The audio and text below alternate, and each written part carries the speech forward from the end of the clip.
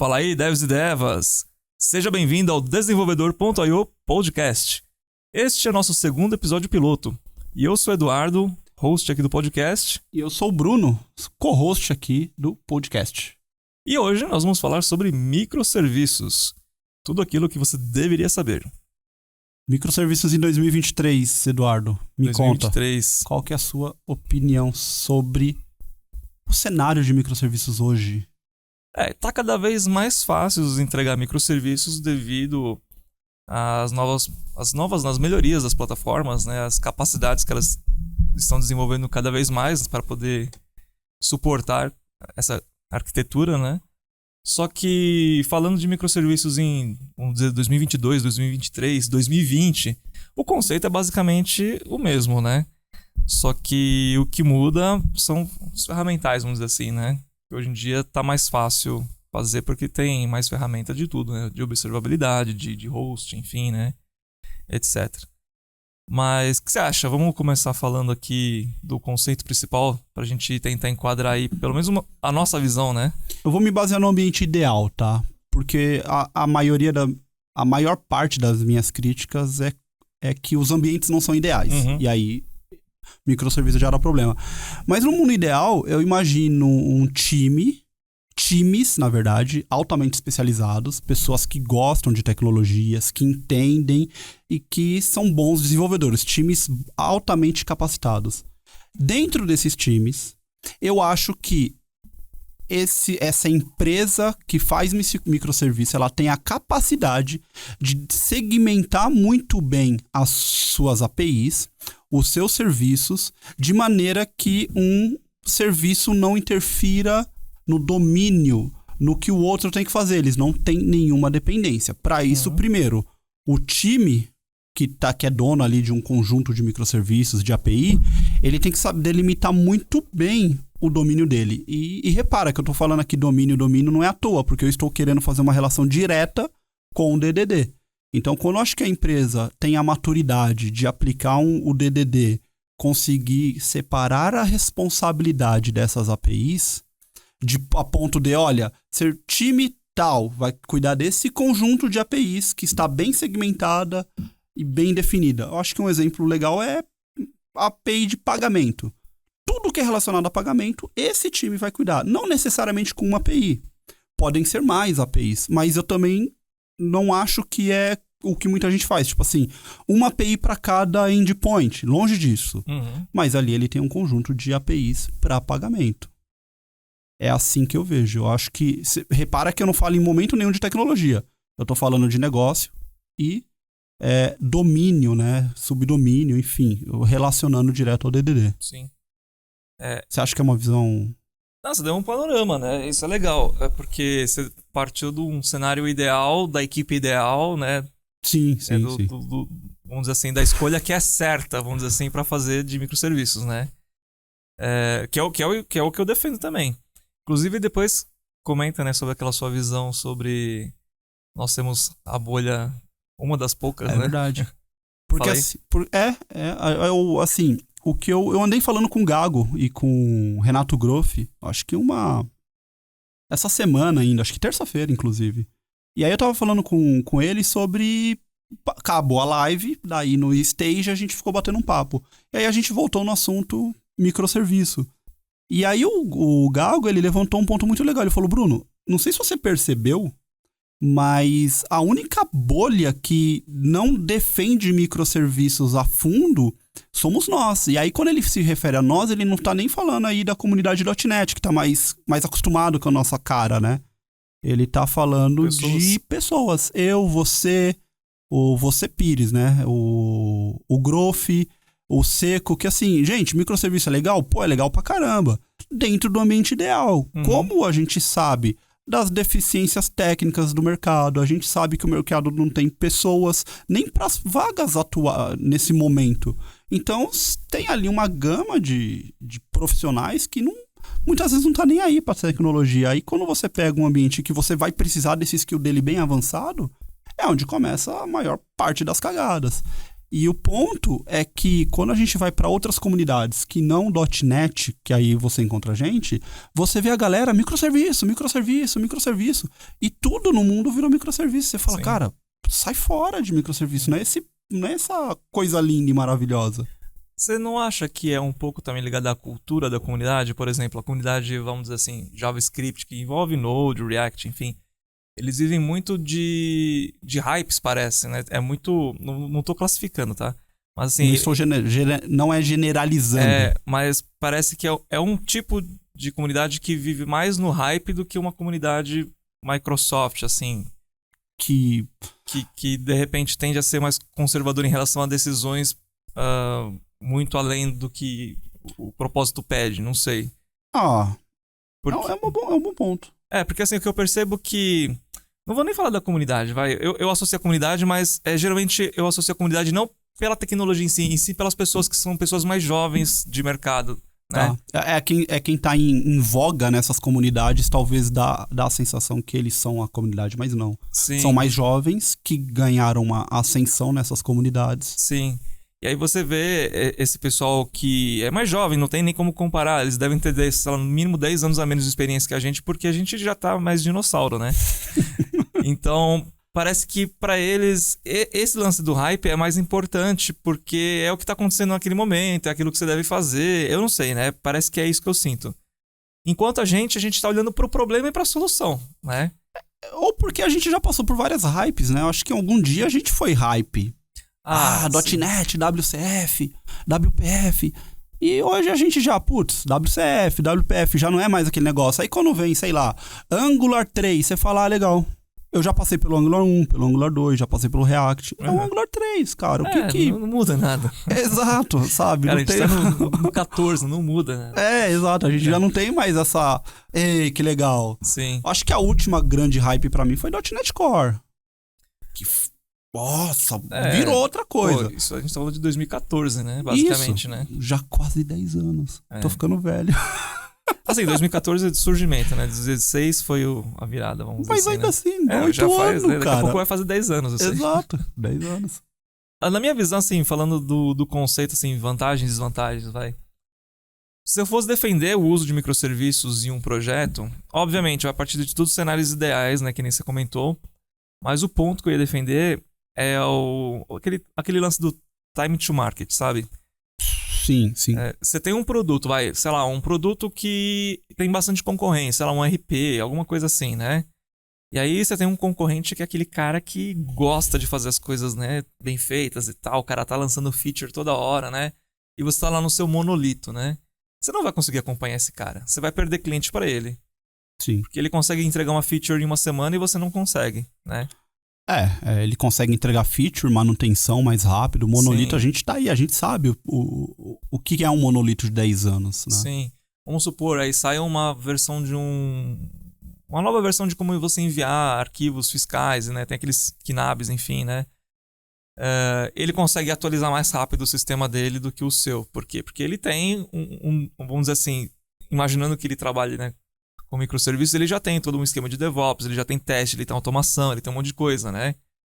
E você não, toda vez que você sobe uma nova versão, você tem que testar a aplicação inteira para ver se nada quebrou. Existe um custo, né, para você subir essa aplicação, porque você vai ter que fazer isso num horário mais específico, porque você vai de repente parar a aplicação toda, né?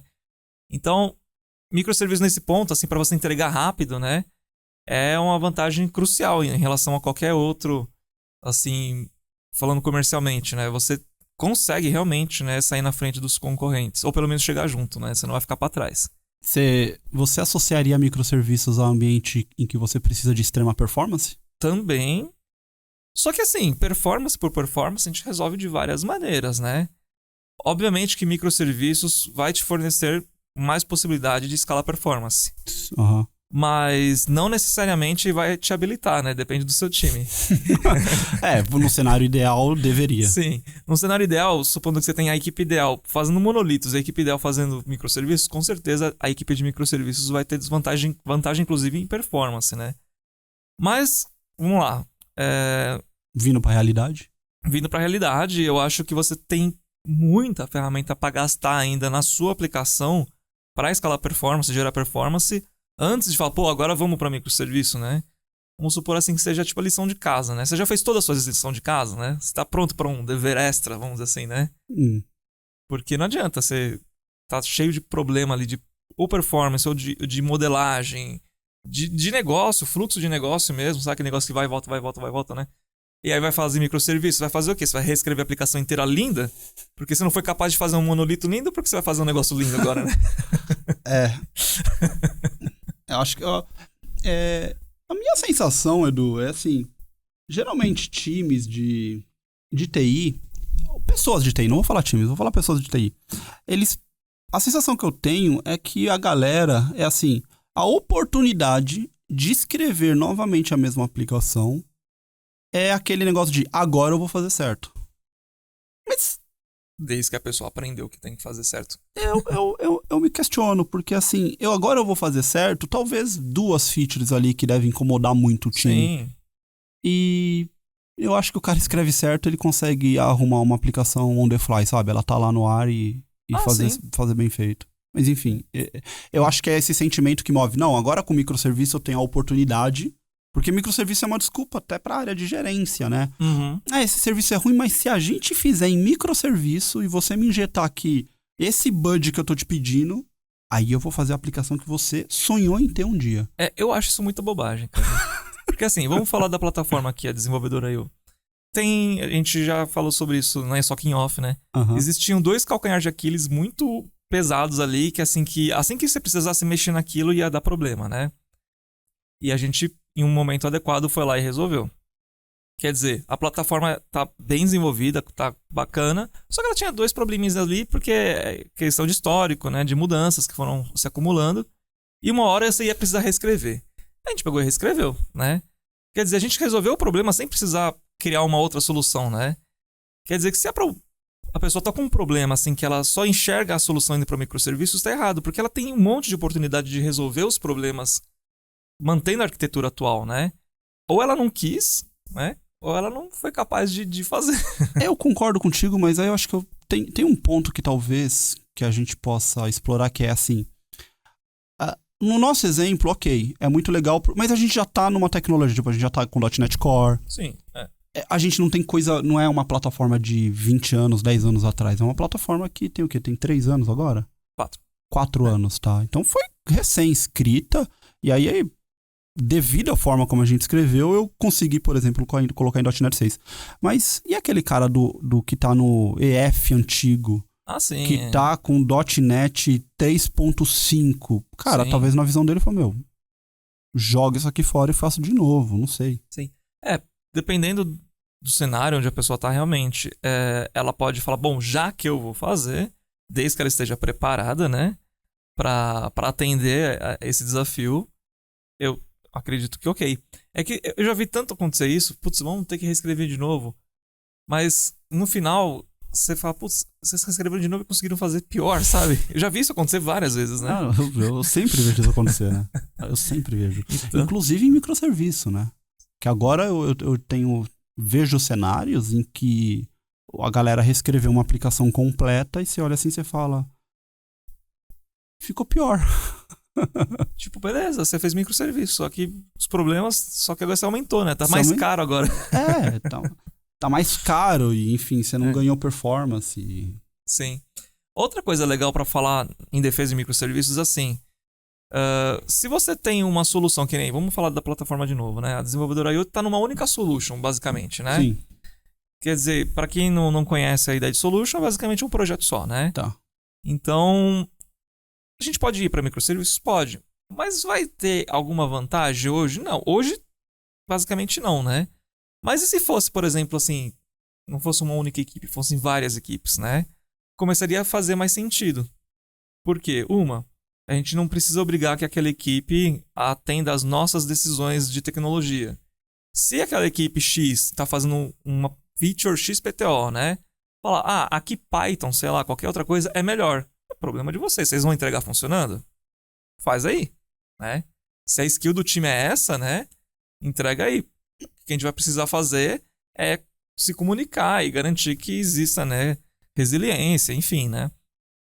Então, quando existem vários times, que é aquele lance das squads, aí existe uma outra grande discussão por trás disso, né? Que é até legal invocar, né? A lei de Conway. Manja? Qual que é? A lei de Conway, ele diz assim, que você tende a desenvolver um software que é basicamente uma réplica dos departamentos da sua empresa, né? Então, hoje, se sua empresa está dividida por X departamentos, é basicamente assim que você vai desenvolver o software, né?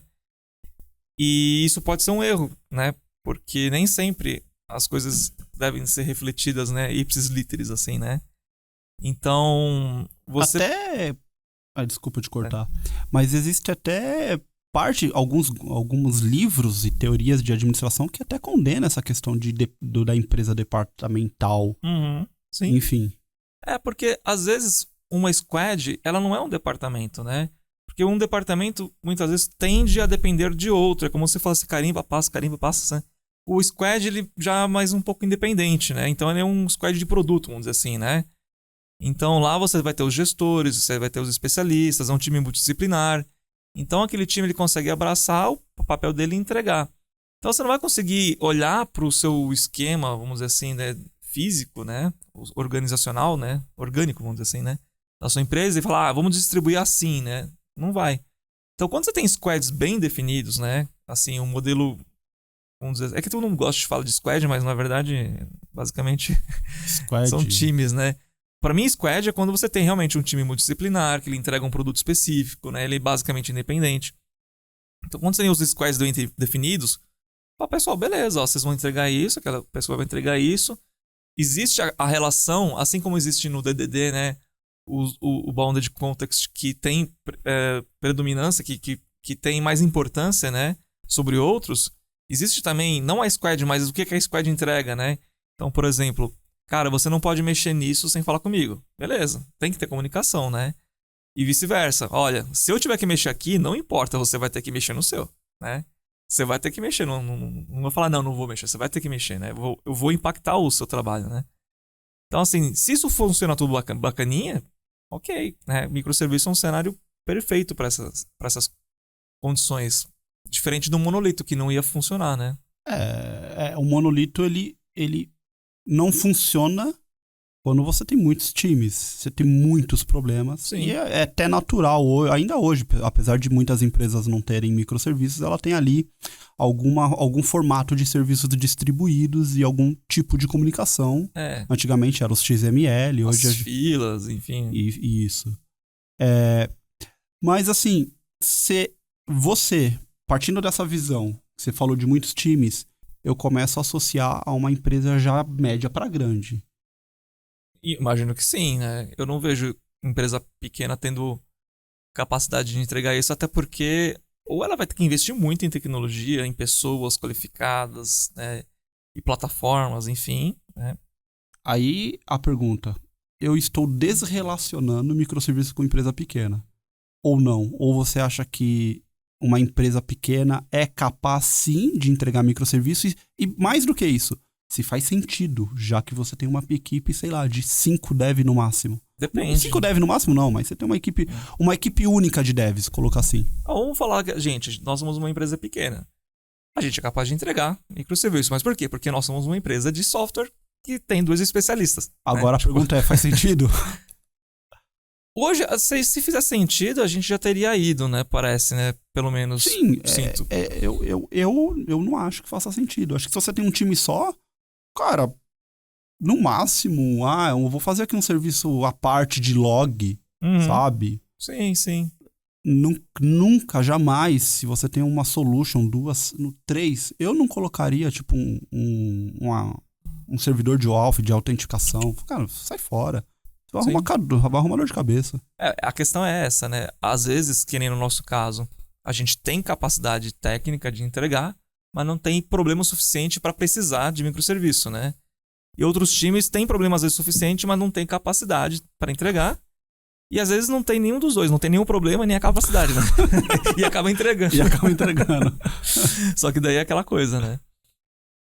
Esse ponto faz sentido também. E aí, olhando para um cenário de empresa grande, né? Grande mesmo, assim, não tô falando nem média, tô falando grande, né? Tipo, 1000 desenvolvedores. Grandes corporações, bancos, assim, falando de coisas grandes, né? Mesmo assim, não é só simplesmente arranjar a melhor equipe, né? E entregar microserviços, né? Existe um mar de dificuldade que só quem navegou nesse mar vai saber explicar, né? Eu acho que é até legal começar falando das falácias da computação distribuída, né? Que é um tema, assim, que... São as 10 falácias da... 8. 8 falácias. Que, assim, dá pra encaixar outras, né? Mas o original são 8. Que o pessoal simplesmente não se tocou disso, assim. Que realmente, por exemplo, uma das falácias, né? A rede não é disponível 100% do tempo. E quando você cria uma comunicação de microserviços que fica... HTTP pra cá, HTTP pra lá. Não só isso, sidecar, fazendo tracing, um monte de coisa, sabe? A rede, ela tá, né, direto ali, trafegando. E ninguém para pra pensar que a rede, ela não tá disponível 100% do tempo. Parece que sim, né? Porque a rede interna, rede interna, né? Super confiável, né? Mas não, né? Ela pode parar. E se parar, o que acontece? Tá preparado pra isso, né? Eu acho que teve casos já de algumas... Já ouvi algumas pessoas comentando de, tipo... A galera fez microserviço e chegou num nível que topou a rede. Entupiu, Como assim? Vocês toparam uma rede giga? E topou a rede giga. Sim. E aí você faz o quê? Vai pra gRPC. Não, agora relaxa. Vou colocar gRPC aqui. Vai resolver. Durante mais 2 meses só não conecta mais serviço aqui. Exato. Agora a empresa parou. A gente cria uma outra rede pra fazer outro microserviço. Outro serviço. Que nem outra falácia. A rede é segura. Não é segura. Né? Então você tá lá jogando JSON Web Token pra cá, JSON Web Token pra lá, fala que a gente não vai usar certificado, né? Não vai usar nada, né? Qualquer um que então conseguir entender como gerar um JSON Web Token consegue simplesmente se garantir, né, com privilégios em algum serviço, né? E a pessoa fala, não, mas é rede interna. Daqui pra dentro é HTTP. Uhum. Inclusive, HTTP autoassinado é um parto em muitos lugares. Uhum. Então, mas esse é um movimento que agora eu vejo muita empresa tomando. Tipo assim, a partir de agora, ambiente interno só HTTPS. Deveria. Pô, não custa, sabe? Tipo, tem um monte de serviço aí que gera certificado confiável, né? Sim. Não precisaria, né? E outra coisa, né? Que nem no caso até de emissão de JSON Web Token, a gente já falou bastante sobre isso, né? Cuidado, né? Com que tipo a gente de tem chave vídeo usar, aqui, né? A gente tem vários vídeos. É uma briga pessoal minha, inclusive, de JSON Web Token. Então, aí eu recomendo, né, pra quem estiver escutando a gente ir atrás, né? Inclusive, no meu curso de microserviços, eu vou abordar essas 8 falácias, né? Uhum. De forma contundente pra mostrar que até empresas grandes tendem a sofrer muito porque a gente para de prestar atenção em detalhes, ou nunca parou pra pensar, né? Que vão fazer diferença. E ainda só finalizando aqui o lance das falácias, né? Conforme você vai observando, né, e você fala, poxa, se alguém teve separou um tempo da vida pra montar, né, esse lance das 8 falácias, é porque já deu muito ruim, sabe? Então é meio que obrigatório que você saiba desses problemas, porque isso vai acontecer com todo mundo, né, que chegar naquele nível, né, de distribuição de serviços, né? Ou vai topar rede, ou vai ter problema de segurança, né? Ou vai ter problema de resiliência, enfim, um monte de coisa, né? Por exemplo, dependendo do tamanho da empresa, você não vai estar numa única rede, né? Então a topologia pode mudar, sabe? Tipo, você sabe se a topologia muda ou não? Ah, não, eu só desenho aqui a arquitetura, beleza.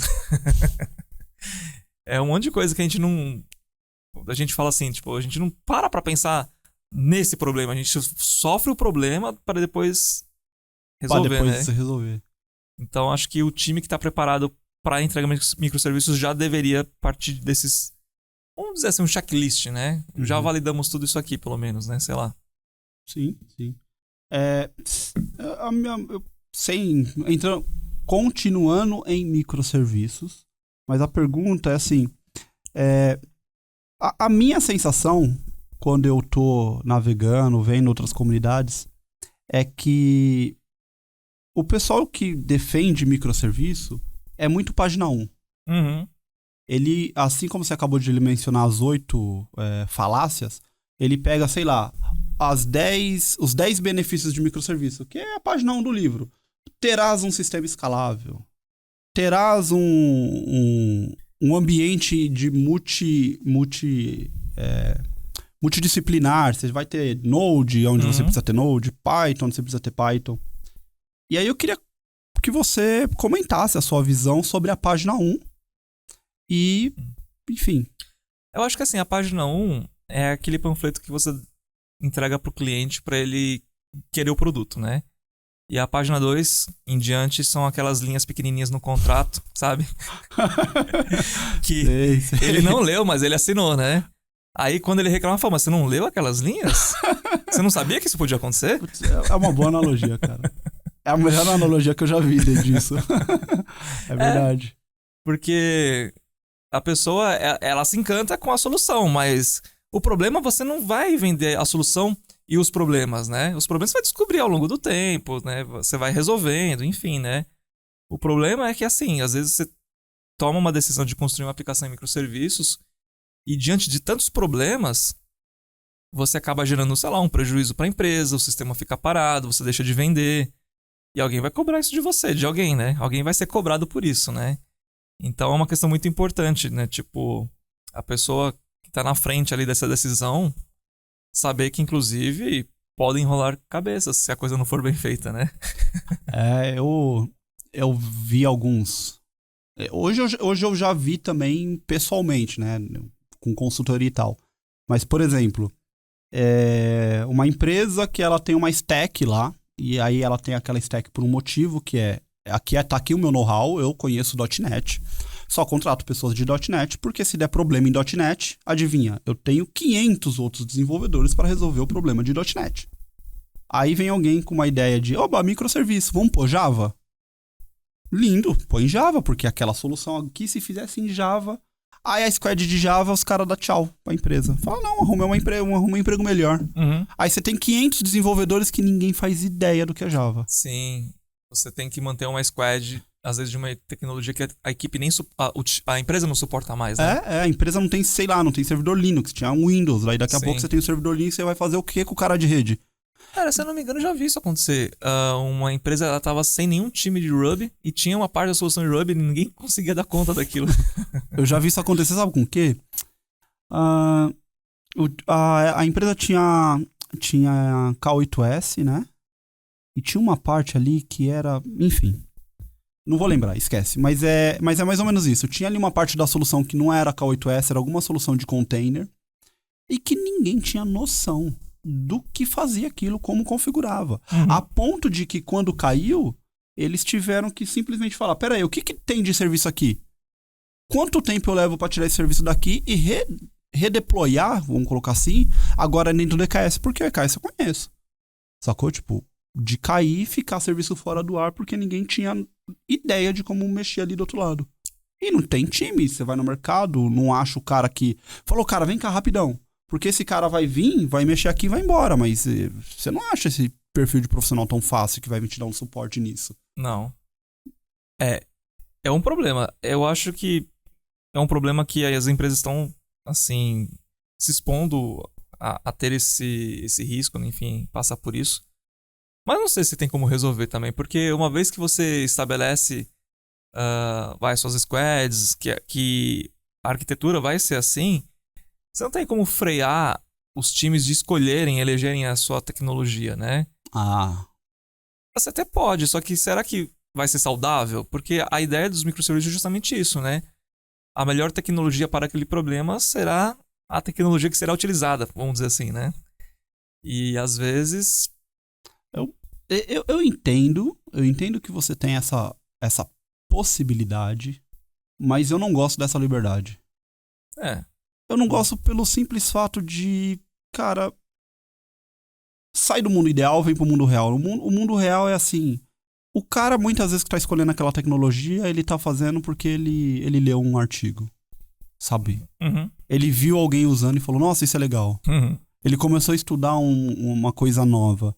Sim. A probabilidade dali vir um negócio bem estranho e que vai dar problema é bem alto. Mudando um pouco de assunto, mas você me lembrou de algum ponto que eu queria falar agora antes que eu esqueça. Como que você acha que essa galera dos cursinhos de lançamento aí de internet vem influenciando as pessoas, né, que entregam software em relação a microserviços? Eu penso que é um pouco da história do ovo e da galinha, sabe? Quem nasceu primeiro? Ah, Eu acho que é um negócio que se retroalimenta. A gente sabe de casos, a gente vê manchetes.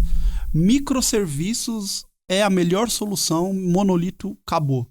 Eu olho para aquilo e falo, meu Deus do céu, o que eu vou aprender nesse curso? Porque a premissa é completamente uma falácia enorme, a premissa para mim e para um monte de gente.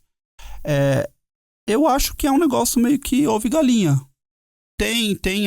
As comunidades só falam de microserviço. E vem o dev que é novo, ele não tem essa bagagem de ter pego ali um monolito. Entender qual que é o problema aqui, porque isso naturalmente exige tempo. uhum. E aí você tem ali uma legião de gente que fala, oba, microserviço, por que estão falando microserviço? Porque o meu influencer predileto fala que é microserviço, agora eu vejo o curso de microserviço. Ou inverso, eu fiz um curso de microserviço é a melhor coisa, porque essa pessoa do curso, o instrutor, falou que era a melhor coisa. Uhum. E é um pouco disso Sim. esse loop aí que eu enxergo. Eu pra acho você é isso ou como que você vê? Sim, eu acho que esse negócio de empurrar microserviço como solução definitiva é mais um argumento para forçar a venda daquele material do que na defesa dele como arquitetura, sabe? Eu gostaria de acreditar em você que é só um argumento de venda. Talvez a pessoa realmente acredite, vai saber, né? Mas vamos supor assim, que se você tivesse mais focado, você não tem muito comprometimento em que aquilo que você passe para as pessoas sejam 100% verídico conforme os seus princípios, e sim conforme os seus objetivos e interesses. Então, se o seu objetivo e interesse é vender, você vai falar aquilo que a pessoa precisa escutar para vender aquilo para ela, né? Então, você vai falar, pô, hoje em dia, cara, nem adianta você fazer outra coisa, microserviços, porque, ó, esse meu curso aqui vai te dar o caminho, né? Eu acho que pode ser um pouco disso.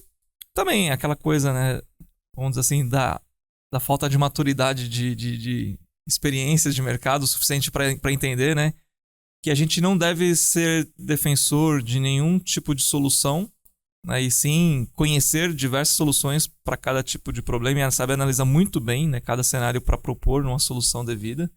Eu não sou fã de nada, né? Ou ao mesmo tempo eu sou fã de tudo. Eu sou fã de monolito, eu sou fã de microserviço, eu sou fã de aplicações distribuídas que não são necessariamente microserviço. Depende. Vamos resolver o que hoje, né? É a frase do Dev Sênior, né? É a piadinha do papagaio. O papagaio aprendeu a falar depende e virou Dev Sênior. É o famoso depende. Virou arquiteto. A típica resposta de consultor também, né? O cara entrega um problema. Depende, né? Vamos ver. Depende do que você quer no final, enfim. Eu vejo muita gente hoje. É que assim, hoje na internet vender um infoproduto, que não é o nosso caso, né? Eu vejo que a gente se posiciona como uma plataforma de educação, né? Não somos assim, lançadores de cursos individuais, né?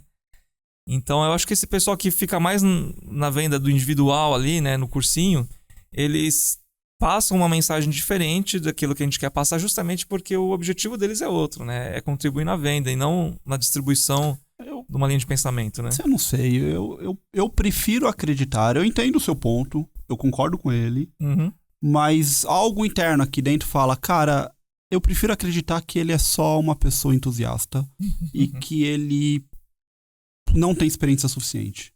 Sim. Porque eu teria vergonha de mim mesmo, sabe? De, tipo, estar vendendo algo que eu não acredito. Então, partindo desse princípio, achando que ele tem o mesmo princípio que eu acho que ele acredita naquilo. O que me preocupa até com a qualidade do material e daquela informação, sabe?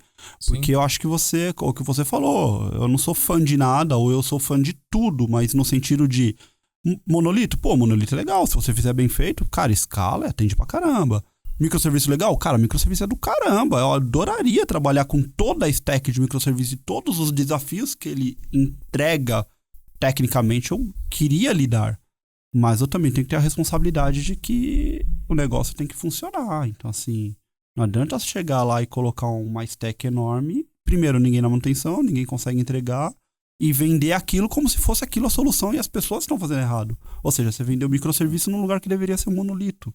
Então eu vendi errado, sabe? Sim, vender errado é uma coisa tão comum, né? A gente vê isso acontecer desde sempre, né? A gente tinha até uma piada onde a gente trabalhava, onde eu trabalhava, né? Trabalhava num banco, né?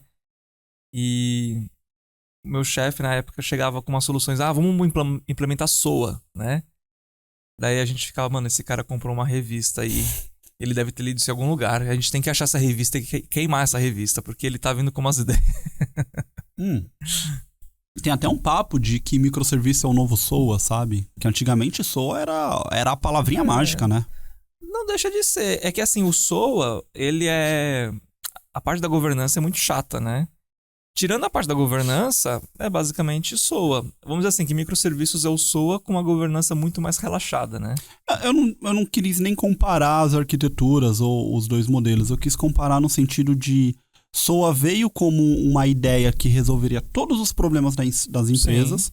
Todas as empresas percorreu SOA e passado alguns anos o problema era o SOA e não a forma que a empresa adotou. Sim. Eu acho que é um pouco do que vai acontecer com o microserviço. O microserviço hoje é vendido, hoje em 2022, ainda é vendido como a solução de todos os problemas e daqui 7, 8 anos essas empresas que estão adotando o microserviço vai chegar lá na frente e vai falar, microserviço é uma bosta. Quando, na verdade, não é isso. Sim. Na verdade, é só a forma que ela implementou que é ruim. Mas acho que o que o SOA resolveu, e resolveu bastante coisa, ele falhou aonde? Na parte da governança, né? Por exemplo, serviços muito grandes, muito complexos, que tinha... O pessoal usava TOGAF, sabe? Para fazer planejamento e entrega, né? De serviços.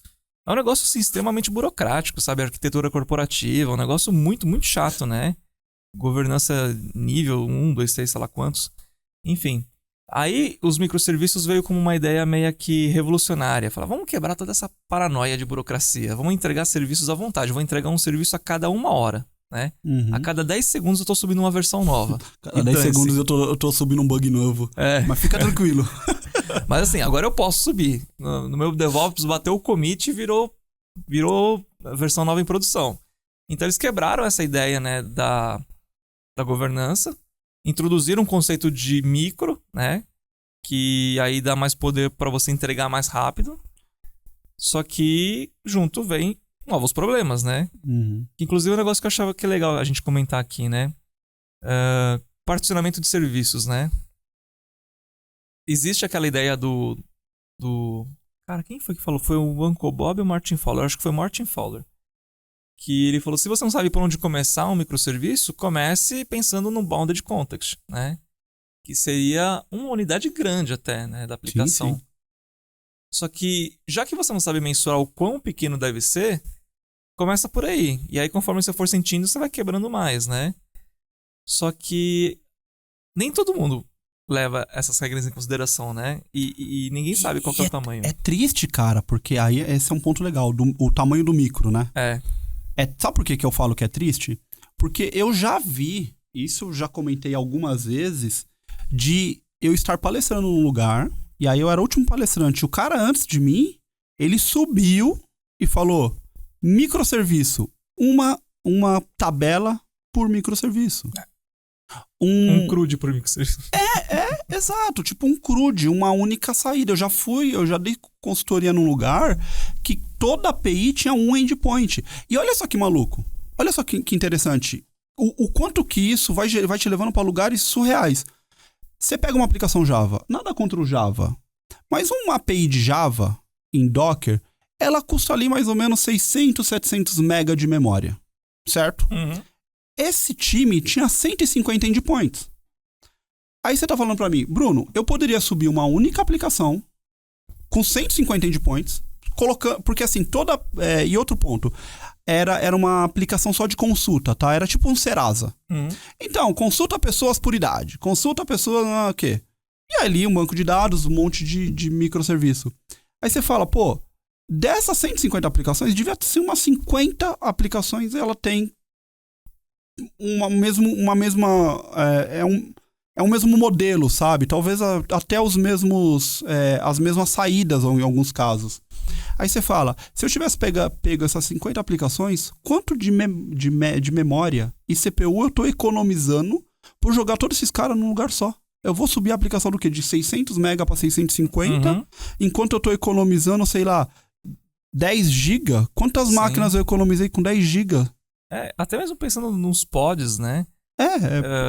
Existe um tamanho mínimo também, você não vai criar eles, né, com 10 MB de memória, né? Tipo, e você vai ter que ter um plano de resiliência, né? Enfim, isso vai custar, né? Alguma coisa vai custar. Não sei onde você vai estar rodando isso. Se for na nuvem, vai custar dinheiro, né?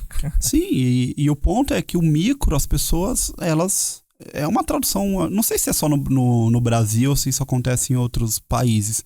Porque o micro, pra nós, dá muito a sensação do tipo... Uma unidade, sabe? É muito pequenininho. O que é muito pequenininho? Não. É uma tabela. Não é nanoserviços ou minimal serviços, né? Sabe? Tipo, eu acho que a referência do Bounded Context é a melhor que existe. Pode ser que seu Bounded Context se baseie numa tabela. Tudo bem. Pode ser que se baseie em 5 tabelas. Tudo bem. Pode ser que tenha 10 endpoints, Sim. 15, 20. Ainda assim, são todos correlacionados. Sim. Uma responsabilidade que é a do contexto, né? O contexto, ele tem... Por isso que ele chama Bounded Context, né? Que eles são contextos delimitados. Então, se ele se delimita em si mesmo, ele é um ótimo candidato a ser um serviço independente, né? Sim. A lógica que lá na frente você pode quebrar ele em pedaços menores, né? Mas isso aí fica por um segundo momento, né? Se você não sabe por onde começar, né? O Bounded Context seria a ideia principal. E uma outra coisa que eu queria comentar também, que eu acho que se tem alguma coisa que me assusta, né? Vamos dizer assim, né? Que me deixa preocupado em microserviços, é a consistência eventual. Assim, é o que me deixaria, assim, de cabelo em pé caso eu tivesse com algum problema. Porque uma coisa é estar com problema em produção que você resolve subindo um fix. Outra coisa é você estar com os dados todos desnormalizados, todos bugados, diferentes, né? Um em cada ponta, e ter que pensar em como reconstruir. Era um papo que a gente tinha, né? Tipo assim, sei lá, o cara do front-end consumiu a API e misturou a informação que vai pro back-end no front-end. E, cara, ele foi lá só, beleza, esse é o ID do usuário? Na verdade é o ID do produto. Cara, perdeu. Quem comprou? Nossa. O ID do produto lá. Foda-se. Já era. Já era, meu amigo. Você vai fazer o quê? Perdeu o rastreio pra sempre daquela informação, daquele dado. Aí você fala, não, mas beleza, daí eu pego lá os logs, né, os eventos, eu mudo lá atrás, eu consigo... faz. Não, vai lá. Resolve aí primeiro, depois você promete. Então, consistência eventual é um negócio que, assim, tudo bem, fazendo bem feito, funciona, ok. Você vai ter lá os eventos compensatórios, né? Você vai ter todo um esquema de resiliência. Mas, e aí? Mas não é mundo ideal isso. Você tá me falando de mundo ideal. No mundo que eu vivo, pega o log. Que log? Nem sabia. Ou log, ou enfim, evento. Você gravou o evento? Não. Eu joguei o evento ali na fila e, sei lá, sumiu. Não, gravou o evento, mas cadê? Pega aí o delta do evento. Putz, tá tudo... Ou não tem informação suficiente, ou o agregado tá errado, o agregado muda no meio do caminho, os caras não fizeram os agregados certo, enfim. Aí eu acho que é basicamente um adeus, cara. Você não foi, já foi a consistência da base. Sei lá o que eu vou fazer aqui. Os DBA fica maluco, né? Sim. E, bom, falando assim sobre principais anti-patterns, né? Você não pode compartilhar uma base de dados entre microserviços. Ou seja, cada microserviço é independente. O deploy dele é totalmente independente, inclusive porque ele tem uma base própria, né? E aí, se cada microserviço grava na sua própria base, existe essa questão da consistência eventual. Quer dizer que em um momento lá, eu tô, sei lá, com X reais na conta. Em alguma outra base eu tô com outro X reais, né? Y reais. E em algum momento aquilo vai se consistir, né? Que é o tal do teorema CAP. Que, inclusive, eu deixo aqui, né, para os nossos ouvintes, né? Um recado, né? Que entenda qual que é o propósito do teorema CAP, né? Que a ideia é ele falar, você não pode ter tudo, né? Ou você tem resiliência, né? Ou você tem consistência, né? Ou você tem escalabilidade. Você pode escolher 2, né? Então, assim, você não tem como ter consistência de dados e particionamento de dados. Se seus dados estão particionados, banco A, banco B e banco C, você não tem como ter consistência. Em algum momento eles vão estar inconsistentes, ou seja, eventualmente, né, consistentes, né? Então, se você tem microserviços, você não pode ter consistência. E você tratar a consistência eventual, eu acho que é um dos maiores desafios, assim, na parte ainda de desenvolvimento, de modelagem ainda do serviço. Depois tem vários outros problemas, né? Mas, cara, por exemplo, sei lá, alguma coisa deu errado. Como que você vai tratar? Você vai ter uma saga que você vai coreografar ali, né? Uma compensação. Mas assim, Edu, assim, o que você fala é legal, é muito legal, assim. Mas sabe qual que é a minha sensação? A minha percepção de campo é que os times nem falam disso. Mas eu não consigo entender, porque se não falar disso, faz como, então? Né? Só faz. Ele separa muitos microserviços e ele não pensa. Acontece do banco ficar inconsistente. Tipo, ele não tá preparado pra essa situação, ele não se preparou. Aconteceu do banco ficar inconsistente. Aconteceu da aplicação da PAL em produção e, cara, já era. Você não tem log, você não consegue... Pra fazer um track da informação é um parto. Sabe? A própria... Quantos lugares eu vi que a aplicação cai, sabe? A gente falava que era aplicação mudinha. Porque ela caía quietinha. Você não sabia onde caiu, o que aconteceu. Aí você tem que abrir e falar, pô... será que ela chamou outra API, quem caiu foi a outra, e porque a outra caiu, foi ela que caiu? A gente fala, um microserviço não deve depender do outro. Na teoria, vai na prática. Sim. Vai na prática. Uma API que chama outra, quando você vai ver é um monolito distribuído. Sim, sim. É aquela coisa, né? Não deve depender do outro até a página 2, né? De novo, né? Porque dependendo do tamanho, você pode olhar qualquer esquema de microserviços, assim, da Microsoft, da Amazon, da Netflix, o mapa, sabe aquele grafo? Sim, sim. Cara, a estrela da morte que eles falam. Né? Eles apontam. Um depende de 5, um depende de 1. Depende do que o microserviço faz, ele tá mais exposto a mais microserviços, enfim. Tem microserviços de níveis, né? Vamos dizer assim, né? Vamos falar num esquema de um BFF, né? Que é o Backend for Frontend. É um microserviço. Tem gente que gosta de falar que é um API Gateway, mas não é, né?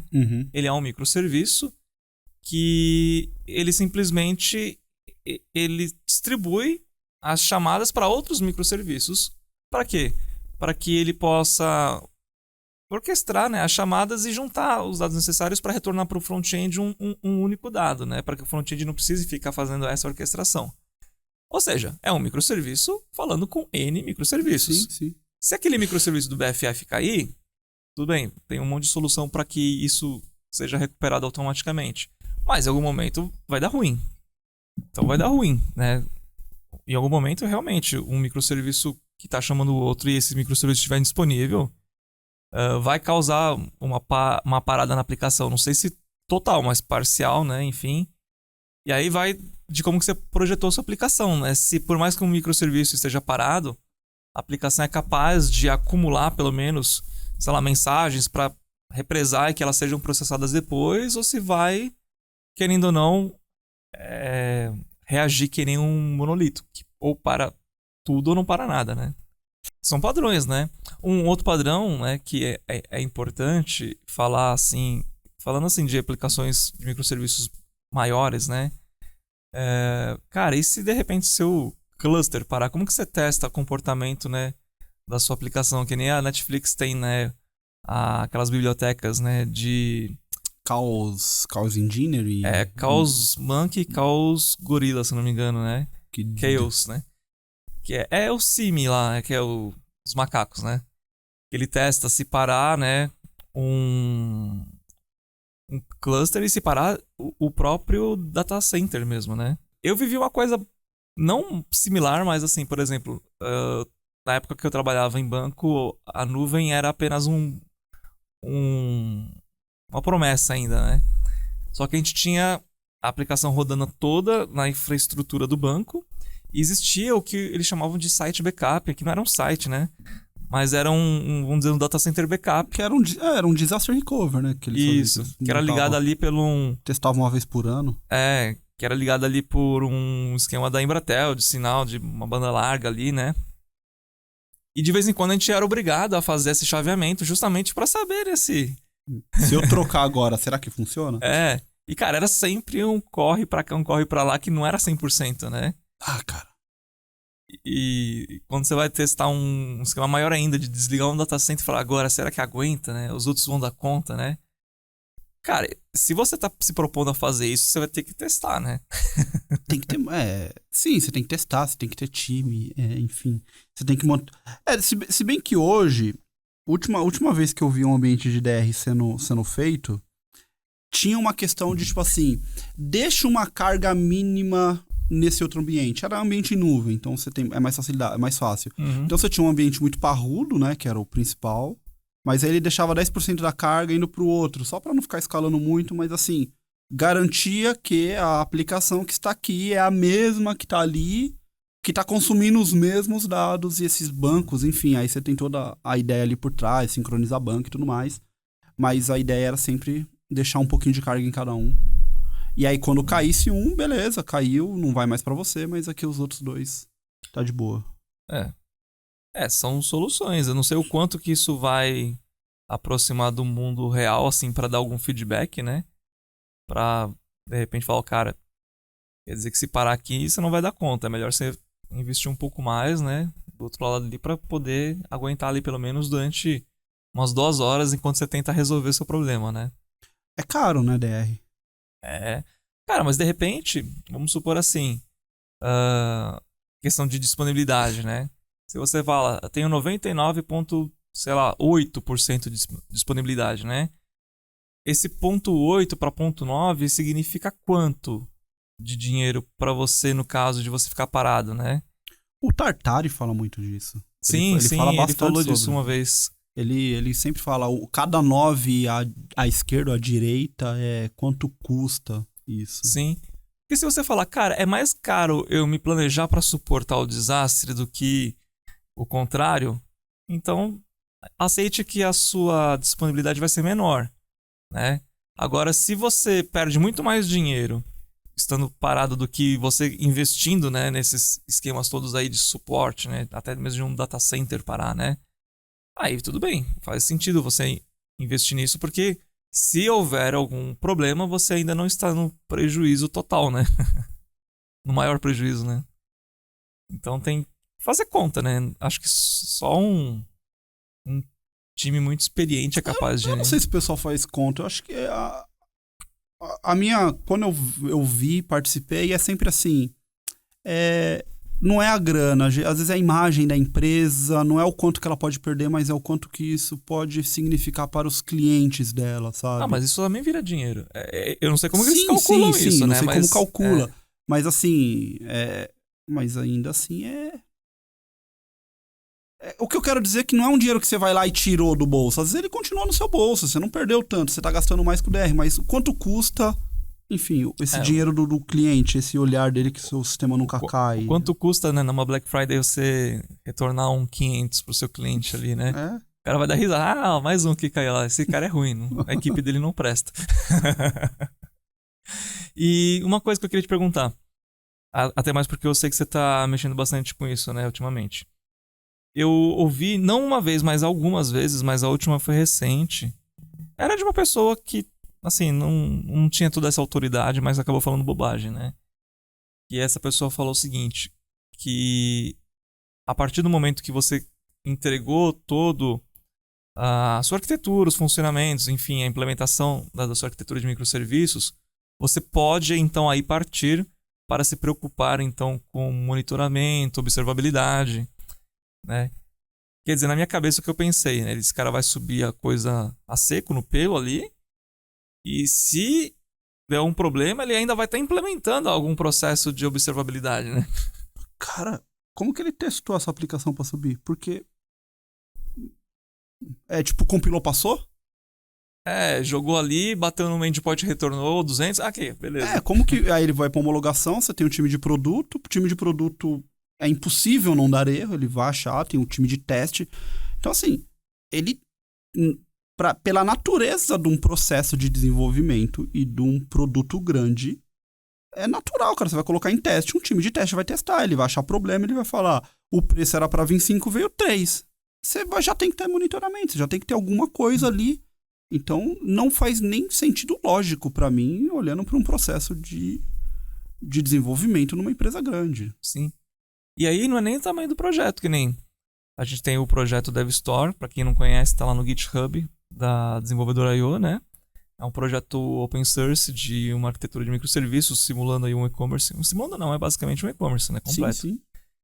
E quando a gente tava corrigindo, enfim, fazendo algumas coisas, a gente ficava perseguindo o serviço para saber em onde que começou o problema, né? Ah, por que chegou nulo, sei lá, ou por que chegou diferente? Putz, mas da onde veio? Porque ele só recebeu diferente. Da onde que ele veio diferente, sabe? É a página 2 que a gente fala, né? Sim. Tipo, a página 1 é lindo. Pô, bonito, microserviço, escala e tal. Página 2, recebi um nulo. Recebi um nulo de quem? Da onde que veio essa informação? Quem que era o agregado para eu poder puxar aqui, né? Da onde que veio esse rastreio? E assim, uma aplicação que nós temos total domínio já sente essa dificuldade. Que, cara, quando você tá no monolito, no debug, você aperta lá o call stack, né, do Visual Studio, e você vê, tá, esse que chamou esse. Tranquilo. Agora, o pessoal fala microserviço, eu falo, gente do céu, não sei, eu não vejo, eu entendo os benefícios, mas eu não vejo esse mundo colorido da galera, não. Eu acho que é um mundo muito cinzento e que eu penso 2 vezes antes de ir. É que ninguém, acho que volta pra contar os pesadelos, né? Sei lá. O pessoal só vai contando. É o CEO, todo mundo no LinkedIn é CEO, né? É. Aí o cara, não, fiz uma arquitetura de microserviço e nunca deu erro. Você fala, legal. Pô. Parabéns, porque eu queria estar na sua equipe, cara, porque as que eu participei deu ruim. É 2 coisas que você pegam muito mal pra mim, né? O cara falar que sempre trabalhou com microserviço e nunca viu tanto problema assim. Ou essa pessoa é muito inocente e achou que trabalhou com microserviços e tava brincando com umas APIzinhas. Ou ela não teve uma experiência completa, ela fez uma coisa muito pequena ali pra dizer, né? Ou eu não sei, cara, porque não é possível que uma pessoa trabalhou em X projetos de microserviços e nunca teve tantos problemas assim, né? Tipo. Ou eu levo a crer que ela nunca trabalhou com monolito. Então, pra ela, os tantos problemas é os problemas de sistema normal, né? Talvez. E que aí... também é preocupante, né? Porque aceitar isso como poucos problemas, né? Exato. E você fala, então, o dia que você trabalhar com monolito, você vai virar o maior... Exato, você vai virar o maior defensor. Falar, mas aquele problema, então, não tem aqui. Você pega o log e tá tudo junto ali, ó. Uhum. Pega a exception. Você vai ver tudo que aconteceu. Exato. Então... É que nem aquelas pessoas que falam, peguei meu código de 2 anos atrás, minha vontade era reescrever tudo. Eu olho isso, eu não vejo isso de uma forma bacana. Quer dizer que há 2 anos atrás você era um merda, né? Porque você tem vontade de escrever tudo de novo, você pode falar, eu tinha vontade de refatorar isso, melhorar aquilo, mas tudo de novo, né? Eu tenho vontade de refazer tudo de novo se eu encontrasse um código meu quando eu tinha 1 ano de experiência. Sim. Agora, eu vejo, sei lá, as APIs que a gente reescreveu, que a gente escreveu há 2 anos atrás, você fala... Legal. Às vezes, quando encontro código meu de 2 ou até mais anos, eu falo, nossa, fui eu que escrevi esse código, que bonito. Eu consegui fazer. Não é possível que eu fiz isso. Eu devo ter copiado. Não, mas assim, quando uma pessoa assim com mais anos de experiência fala, né, que viu um código, 2 anos atrás, e ficou com vontade de reescrever, ou você programava muito mal, porque tudo bem, querer refatorar uma coisinha a outra, né? Aplicar um aprender um pattern novo, né? Mas reescrever? Então são coisas que as pessoas falam no sentido de, às vezes, né, contar uma vantagem, mas entregam uma outra verdade aí, né, que a gente não entende, né? Mas enfim, em relação à observabilidade, né? É que assim, monitoramento, observabilidade não são as mesmas coisas, mas acabam falando, né, das mesmas coisas. Aí entra o tema de SRE, que não é DevOps, mas ao mesmo tempo conversa junto com DevOps, né? E tudo isso que eu falei até então, né, nessa... E são matérias não finalizadas em muitos lugares. Você não tem hoje um como fazer tudo isso bem feito. Tá todo mundo explorando ainda, né? Tá todo mundo, sofrendo, sabe? Você não tem uma stack perfeita que vai te resolver em todos os problemas.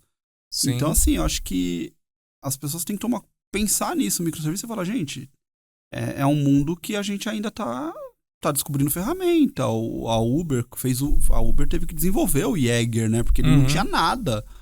Então, assim, agora quando eu falo, eu tô pensando em microserviço 2015. Há quanto tempo saiu essa ideia do OpenTelemetry? Eu não sei. É novo, né? Sim. Sabe? Então, às vezes, a gente ainda tá começando a ir por esse caminho, enfim, implementar isso. Então, os times de microserviço tem que ter esse cuidado. E por que surgiu o OpenTelemetry? Porque alguém falou, chega, eu não aguento mais, toda vez que eu mudo de ferramenta. Toda vez que eu troco de stack, eu tenho que reimplementar tudo de novo, gente. E por que isso aconteceu? Porque as coisas eram muito novas.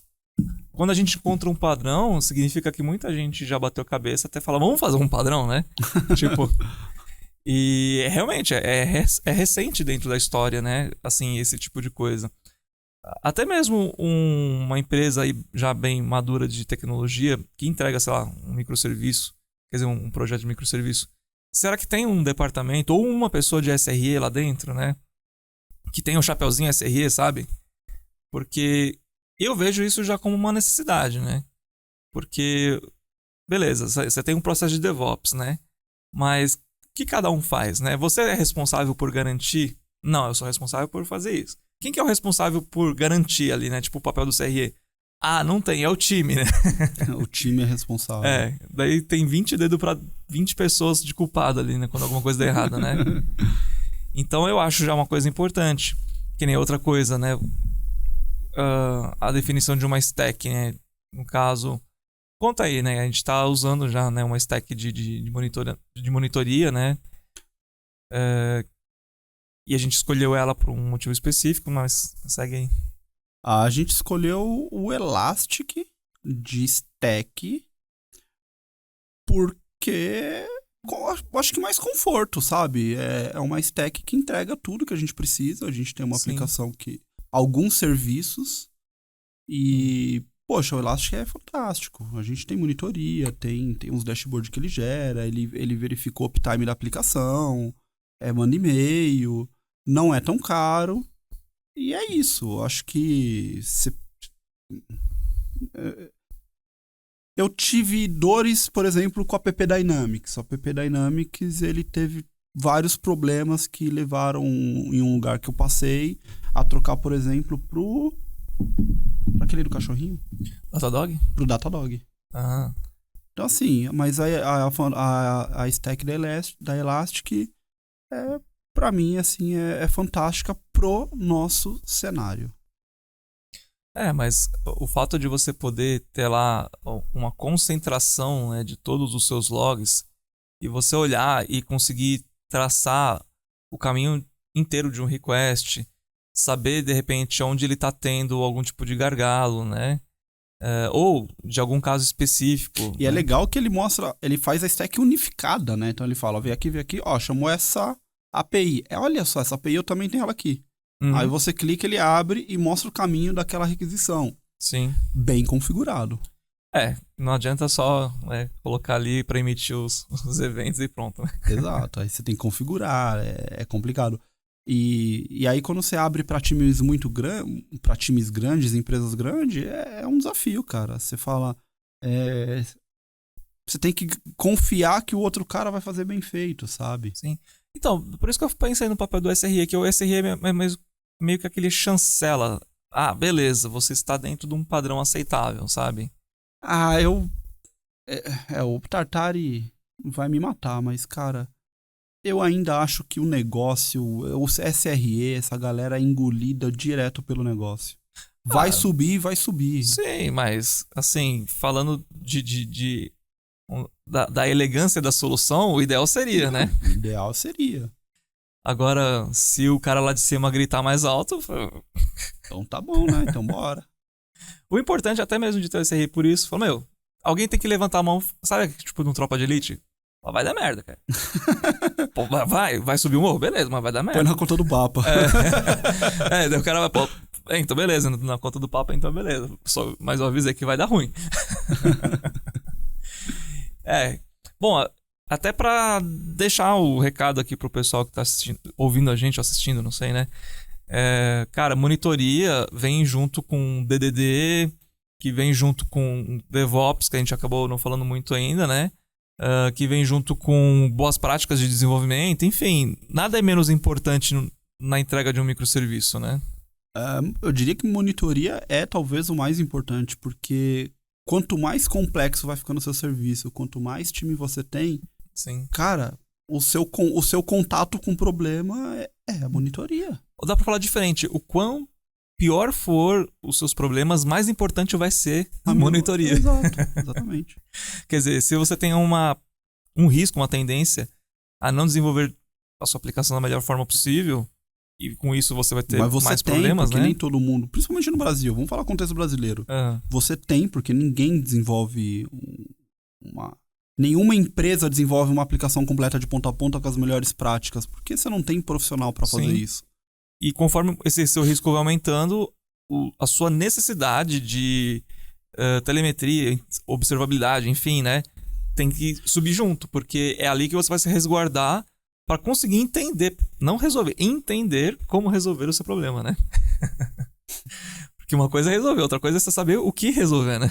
Pois é. Boa. Bom, sobre DevOps, eu acho que é um assunto que merecia, né, até um bate-papo só sobre isso, mas até comentando aqui, né, não que nós estamos em microserviços, mas o nosso modelo de DevOps, pelo menos simples como somos, né,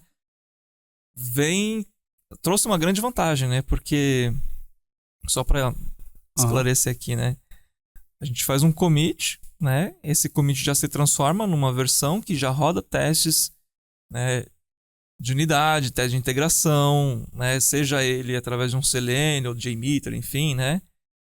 Já gera a versão, já gera pacote, já gera no Get Packages, né? E aí vai para um ambiente onde você pode testar, e aí você faz um pull request na sua branch principal, que é de produção, e esse pull request já se transforma também num deploy, né? Na sequência. Cara, isso é uma coisa muito legal pra gente.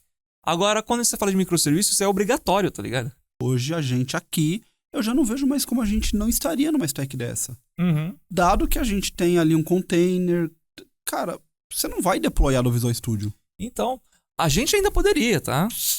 Mudando o ambiente que a gente tem um Kubernetes ali, pequeno, mas tem. Mudando o ambiente, ok. Mas hoje, a gente já nem conseguiria mais. Hoje isso no Kubernetes não, tudo bem. Mas vamos supor assim, que a gente volte pra trás. Vamos pro App Service de novo. Vamos lá. Do Visual Studio mesmo eu faço deploy da plataforma, tranquilo. Agora, se você tá numa arquitetura de microserviços, você vai fazer isso como? Vezes 10, vezes 20, né? Tem muita empresa que faz o pacotinho zip, né? Joga num lugar na ferramenta lá de change e fala, pega isso aqui, pasta tal, Ctrl-C, Ctrl-V. Daí vira uma fila, né? Porque assim, obviamente que uma arquitetura de microserviço não muda os serviços todos ao mesmo tempo. Então, se você tem alguém de change ali, né? O cara fica lá, chegou uma mudança pra cá, agora eu vou subir aquele lá. Meia hora depois, subiu mais um serviço ali, né? Não, né? Então, como eu expliquei, o nosso modelo de DevOps é legal, inclusive agora é necessário, né? Toda essa questão que hoje o GitHub é perfeito, né? Para pelo menos o nosso cenário e para muitos outros também. E eu não vejo ninguém tentando fazer microserviços sem ter se preocupado com isso. Quer dizer, cara, não deveria, né? Não sei lá se dá, né? Porque dá, óbvio que dá.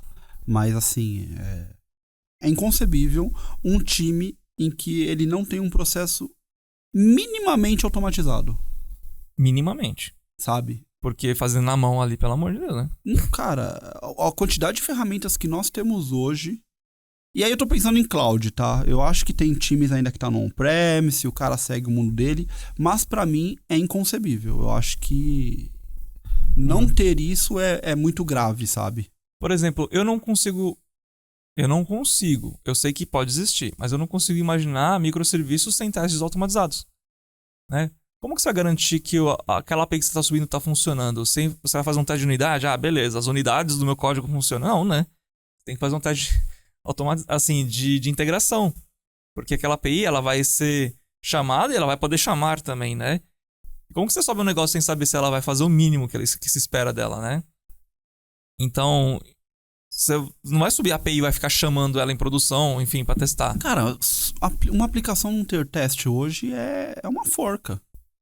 Você tá fazendo a sua forquinha, você vai se enforcar. Sim. Tem que ter teste. Não dá pra não ter teste. Ok, eu sei que tem muito lugar que não tem. Eu sei que tem muito lugar que é teste unitário. Aonde? Sabe? E você só pode ter DevOps se você teve essa preocupação, né? Porque que adianta você fazer um deploy sem garantia nenhuma, sabe? Que aquele negócio vai funcionar em produção. É que a cultura DevOps, que é uma cultura, ele prevê que você segue esses passos. Sim. O que eu acho que algumas pessoas muitas vezes confundem é que é o clichê que a gente fala, DevOps é cultura. DevOps é uma cultura. O que algumas pessoas fazem eles usam ferramentas de CI/CD para automatizar o processo de deploy dele, mas isso não é DevOps. Você automatizou seu processo de deploy, você não tem a cultura DevOps. Sim, ali. DevOps não é CI/CD. Exato, DevOps não é CI/CD.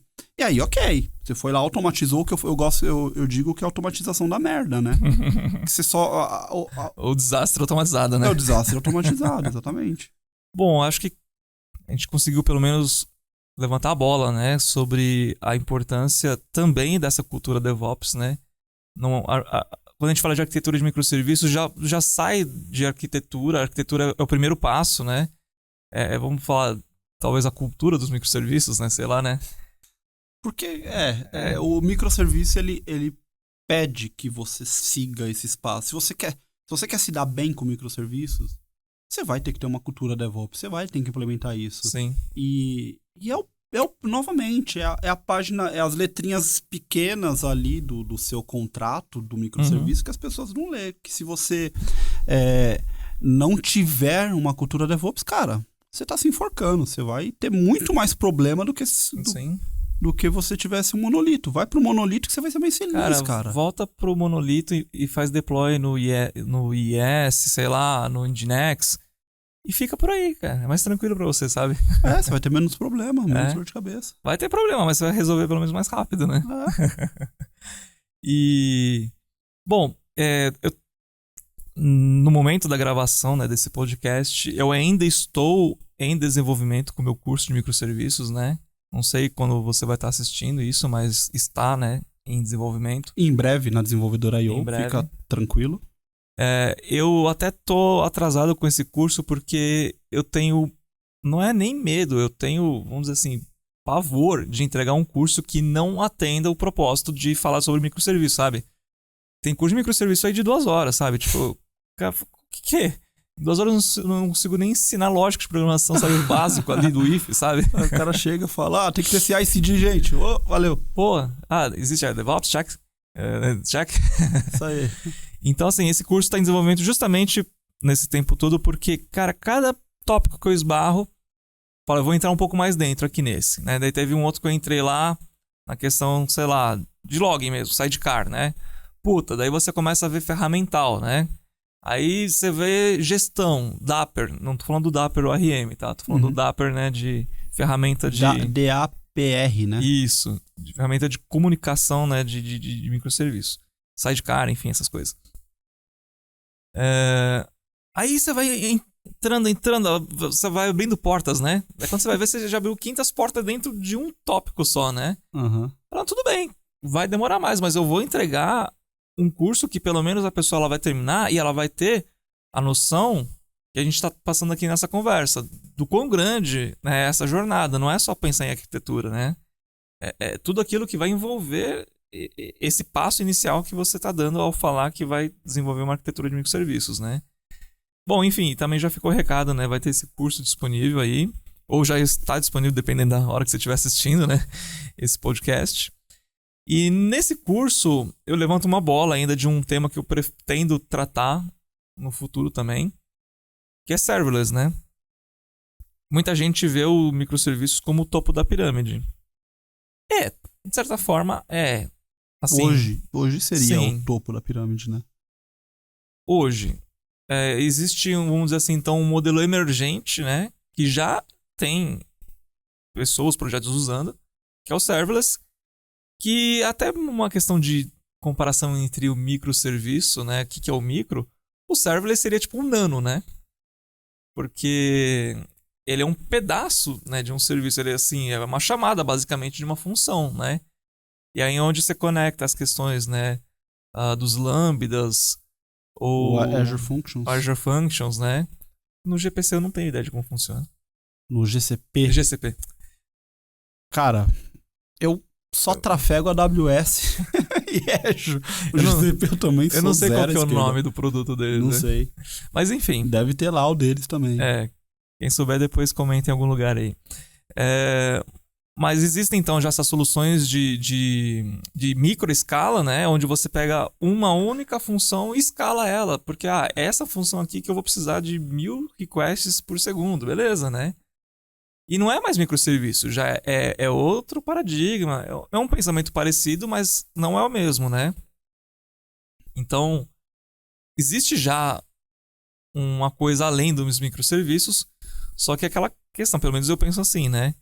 Se você não gabaritou ainda o assunto microserviços, cara, serverless vai ser se você souber muito, né, o que você está fazendo, né? Tá, você fala uma arquitetura completamente serverless, né?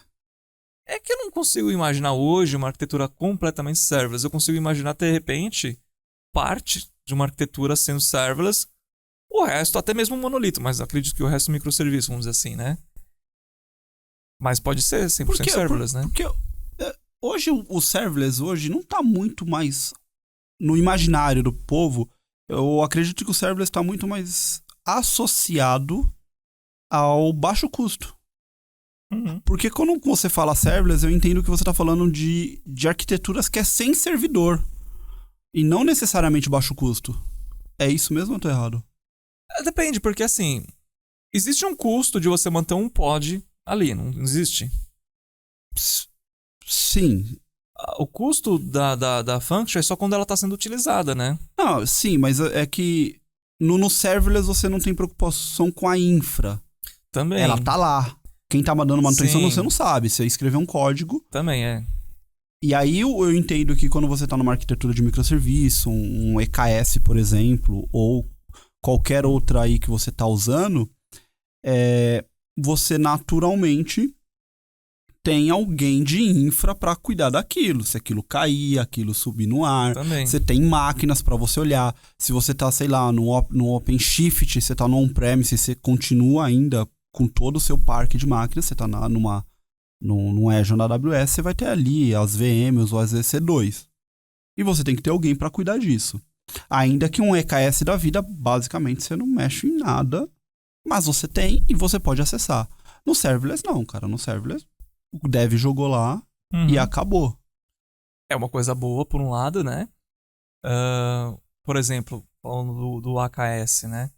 EKS, enfim. EKS é AWS e AKS é Azure. Eu vivo falando EKS pros dois. Mas tanto faz, os dois fazem a mesma coisa. É você que escolhe o sabor do cloud que você quer usar, né? Azure. No caso a gente escolheu o Azure, só pra ficar claro. Agora pensa assim, você vai ter lá o AKS então, né? Além de uma pessoa responsável, até por causa lá de você ter, de repente, todos os terraformers automatizando tudo, né? Ou pelo menos o conhecimento para isso, para criar o cluster.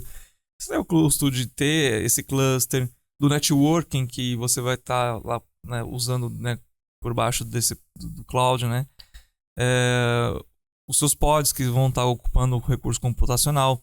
Não importa se você está usando ou não, isso está te bilando ali, né? Sim, ele está no ar, ele está em pé. Se Sim. você não usa 100% dele, o problema é seu. Agora uma function, enfim, uma lambda, ela tá lá, tá paradinha. Você estimulou ela, começou a funcionar, você pagou. Se você não mexeu, você não pagou. Então, se for interessante para o seu negócio esse modelo, eu acho que seria o caminho ideal, né? Porque vai diminuir custo, de um lado, e vai diminuir também responsabilidade de gerenciamento, de implementação, enfim, é muito mais simples, né? Mas não é porque é mais simples e acaba sendo mais barato que vai resolver todos os seus problemas também, né? Não, ele te traz, principalmente com tecnologia. Eu acho que hoje, Se alguém hoje, 2022, vou fazer function, cara, vai pro Node. Esquece Sim. .NET. Eu vou usar Java Quarkus, vai pro Não, Node. calma aí. Toma cuidado, né, com esquece.NET. Porque os minimal APIs, eles vieram pra...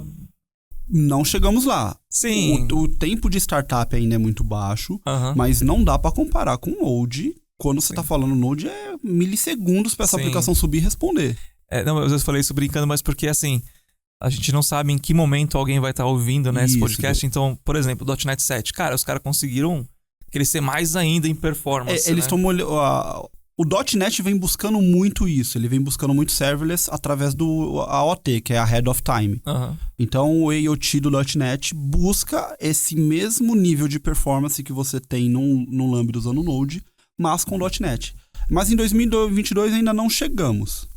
E Sim. aí um dos pontos vou usar .NET porque é a stack aqui da empresa. Cara, você tem um problema do Hot Start. O Hot Start, ele é caro, porque sua Lambda tá sempre ativa. Se você quer ir pro Cold Start, que é onde o negócio fica muito barato, o Cold Start você vai ter que, quando estimular, vai ter ali 1-2 segundos que até ela dar o warm-up e responder a primeira requisição. Essa questão do warm-up é o calcanhar aí que tá... O calcanhar de Aquiles que tá pegando ainda, né, no ASP.NET, mas que já é uma necessidade identificada e já tem uma equipe trabalhando nisso, Microsoft está né? trabalhando forte em cima disso, tá? O .NET Sim. 7 teve muitas melhorias e isso vai ser perseguido. A gente vai chegar lá. Mas fica aí a dica, né? Se você não tá no momento ainda de aproveitar desse recurso porque ele ainda não tá 100% pronto para te entregar a melhor performance, no caso, né, de uma aplicação serverless, o Node é a indicação. E caso já esteja, .NET seria a melhor, no caso, porque, vamos dizer assim, como eu falei num vídeo, né? O Node ainda ganha do .NET nesse ponto. Eu acho que é o único lugar que ele ganha do .NET. Sim, a partir do .NET ganhar do Node nesse ponto, acabou o Node. Tipo... Acabou no sentido de vantagem em cima do .NET, né? Sim. Lógico, ele vai continuar existindo, vai continuar sendo mais popular do que o ASP.NET, talvez, por uma questão de cultura, de comunidade, né? De skills, que já tem times ali dominando a tecnologia. Mas se você colocar lado a lado ali, você fala, porra, se a gente voltasse no tempo ali, Vou colocar o Node porque ele é mais rápido que o .NET. Não é. Vou voltar no tempo, né?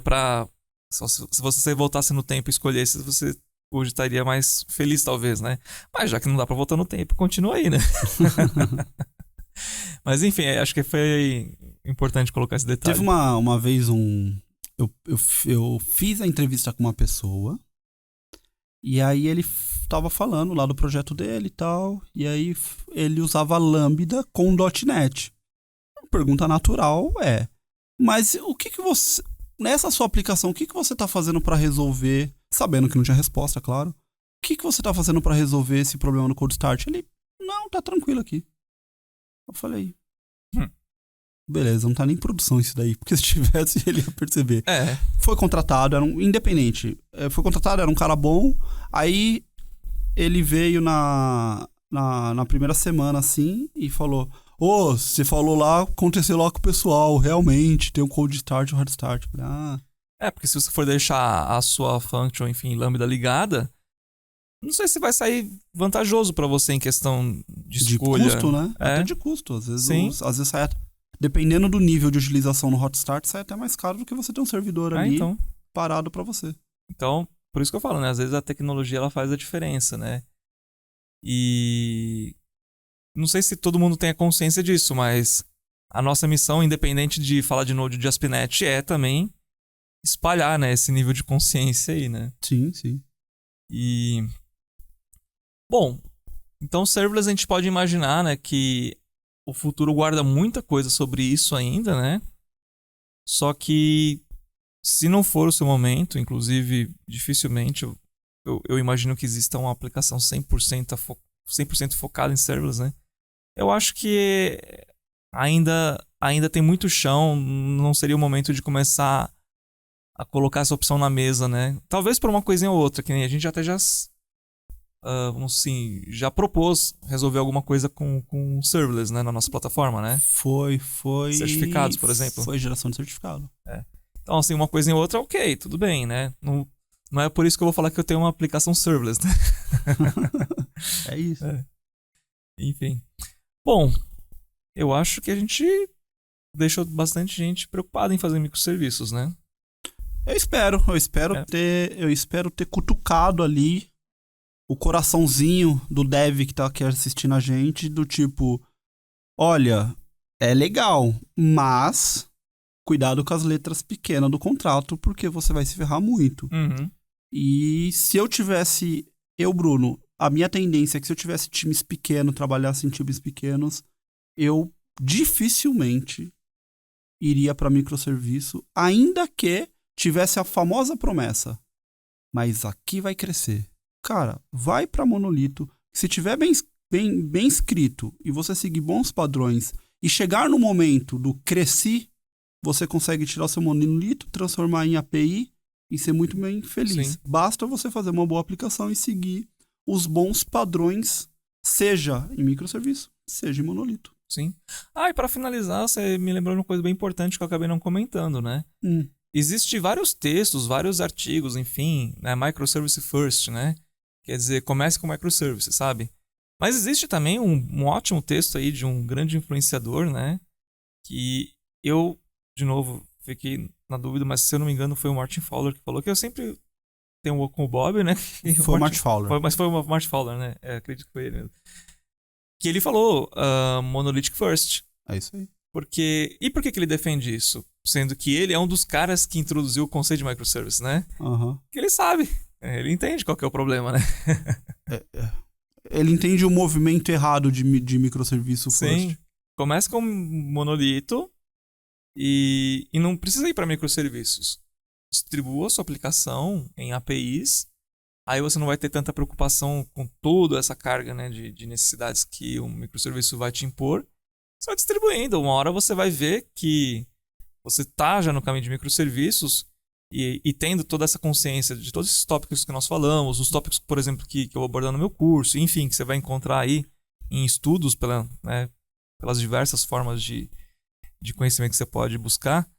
Você vai ver que tem muitos detalhes para se preocupar e você, ciente de tudo isso, você vai buscar atender esses detalhes, né? É isso. É isso. Bom, então eu espero que a gente esteja...